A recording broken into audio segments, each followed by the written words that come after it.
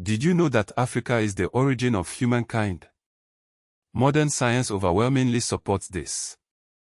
But what if I told you that the narrative of Africa you've been told is fundamentally incomplete, even deliberately misleading? What if the story of Africa begins not with colonial contact, but with millennia of innovation, advanced societies, and complex political systems that were actively suppressed? This is the story of Africa's forgotten genius. Let's rewind the clock. Forget the images of a dark continent waiting to be discovered. Instead, picture vibrant kingdoms like Great Zimbabwe, flourishing between the 11th and 15th centuries. This was a powerful Shona kingdom in modern-day Zimbabwe, a testament to sophisticated architectural skills. Its great enclosure, a massive stone structure, stands as proof of a complex social organization and advanced engineering. Or consider the Kingdom of Aksum, in modern-day Ethiopia and Eritrea, which thrived from the 1st to the 7th centuries AD. They developed their own writing system, built towering obelisks, and even minted their own coins. They were trading partners with the Roman Empire and Persia.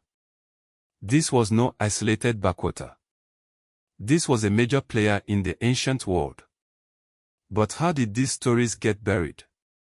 Why is the popular image of Africa so often linked to the transatlantic slave trade beginning in the 16th century, and the scramble for Africa by European powers in the late 19th century?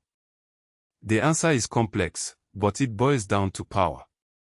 Colonial powers had a vested interest in portraying Africa as primitive and undeveloped. This justified their exploitation of the continent's resources and people. It was easier to claim a land if you first stripped its history, its accomplishments, and its inherent humanity. The transatlantic slave trade, starting in the 1500s, resulted in massive demographic and cultural devastation across African societies. European colonization then radically redrew African political boundaries and reoriented economies toward extraction. Consider the deliberate erasure of African intellectual traditions.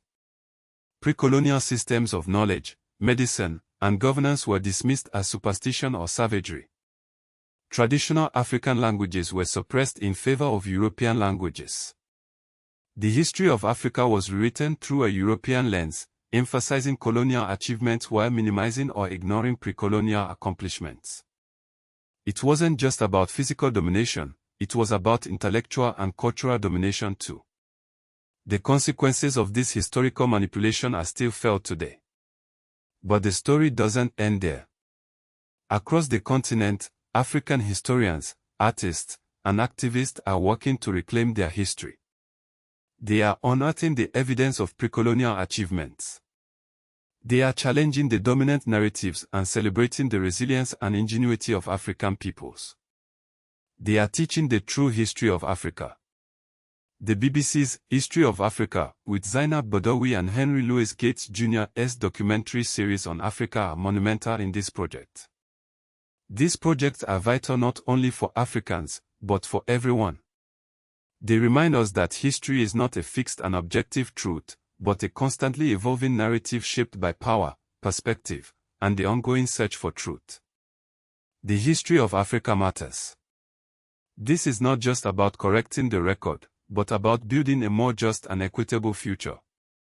It's time to ask yourself, what other stories have been intentionally left out of the narrative we tell ourselves?